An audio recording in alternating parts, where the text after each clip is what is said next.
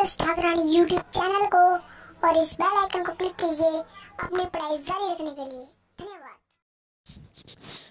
Good morning student, this is story, topic is union strength.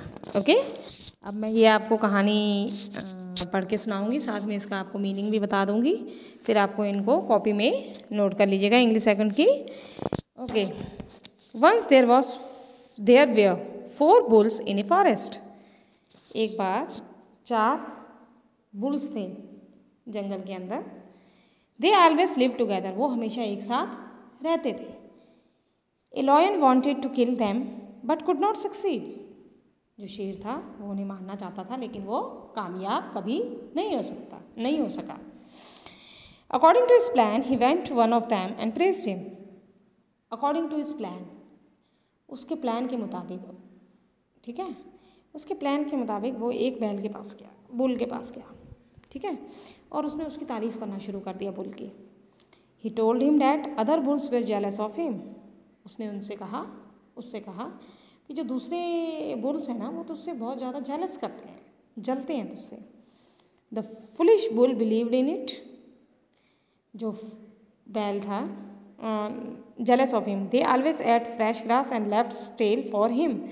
वो उससे कहता है कि वो हमेशा ताज़ी घास खा लेते हैं और बासी घास जो होती है वो उसके लिए छोड़ देते हैं।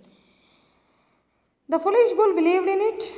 जो मूर्ख बुल था वो विश्वास कर लेता है। And the next day he went away to graze alone. और दूसरे दिन वो अकेले चरने के लिए चला जाता है। The lion killed and ate him. अब जो शेर है वो उसे अकेले देख लेता है, वो उसे मार देता है और खा जाता है। He repeated the same trick on other bulls. ये जो उसने ट्रिक युक्ति लगाई थी ना, वो दूसरों के ऊपर भी उसने आजमाना शुरू कर दिया। The other bull too did the same foolish act. अब जो दूसरे बुल थे उन्होंने भी वैसे ही बेवकूफ़ी भरा काम किया और वो भी अकेले गए। In this way the lion killed all of them one by one. और इस तरीके से जो शेर था उसने एक एक करके चारों को खा लिया।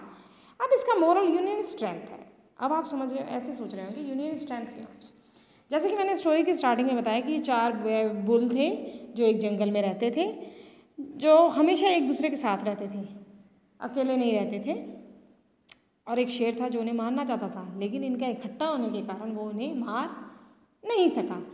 लेकिन जैसे ही उसने एक बुल को उल्लू बनाया, एक बुल को उल्लू बनाया, उसको देख के दूसरों ने भी वही मूर्खता भरी हरकत की और वो सारे भी उसी प्रकार उसके अकेले अकेले हो गए।